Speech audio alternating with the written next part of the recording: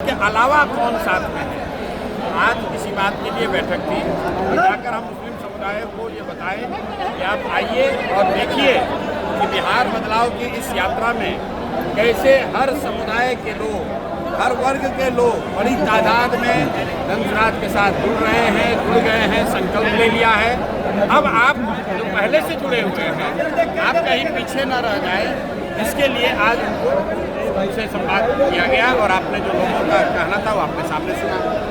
M by समीकरण को आप लोग नुकसान करने की कोशिश हम लोग कर एक ही समीकरण मानते हैं, वो समीकरण है विचारधारा आधारित समीकरण, कि जो लोग भी भाजपा से विचारधारा के आधार पर लड़ रहे हैं उनका समीकरण होना चाहिए। और इस देश में आधे से ज़्यादा हिंदू विचारधारा के आधार पर भाजपा के साथ नहीं हैं, भाजपा से इत्तेफाक नहीं रखते हैं। तो जनसुराज का फार्मूला MY सब फार्मूला नहीं है। जनसुराज का फार्मूला ये है कि जो भी हिंदू, जो आधे से ज़्यादा है, जो विचारधारा के आधार पर गांधी, बाबा साहब अम्बेडकर, लोहिया, जयप्रकाश विचारधारा के मानने वाले हिंदू जो भाजपा से लड़ रहे हैं, वो मुसलमानों के साथ मिलकर सामाजिक राजनीतिक गठजोड़ बनाएं।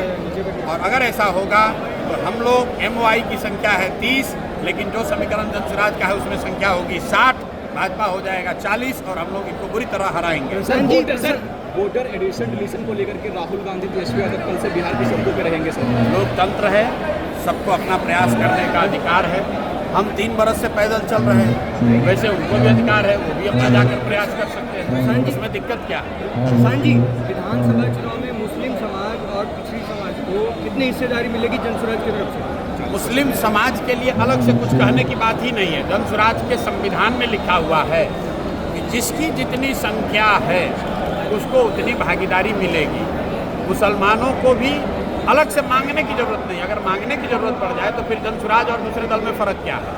बिना मांगे मुसलमान हो, यादव हो, कुशवाहा हो, ब्राह्मण हो, पासवान हो, वो चाहे किसी को वोट दें, उस समुदाय को उसकी जनसंख्या के हिसाब से भागीदारी मिलेगी ही मिलेगी। उसके लिए किसी तरह के सोर्स पैरवी की जरूरत नहीं है। सर, RJD के एक बड़े लीडर जो जेल में थे, राजवल्लभ यादव, वो अब JDU का दामन थामेंगे, ऐसी खबर है, क्या कहेंगे इस पर?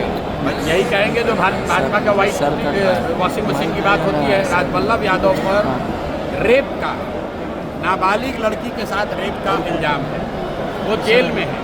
उनको सरकार की बिना मदद के बाहर तो निकाला नहीं जा सकता है।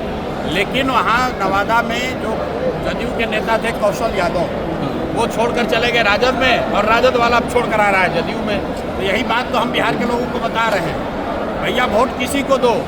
यही 1250 परिवार का आदमी यहाँ पर विधायक सांसद बनता है।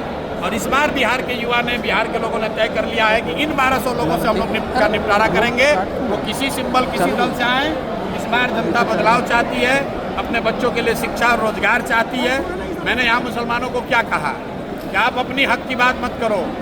गांधीवाद ये है कि जब मुसलमानों की सुरक्षा की चिंता हिंदू करे और हिंदुओं की भलाई की चिंता मुसलमान करे, ये गांधी सिखाते हैं। मुसलमानों को अगर अपनी सुरक्षा के लिए बात करनी पड़े तो फिर राजद और जनसुराज में फ़र्क क्या है?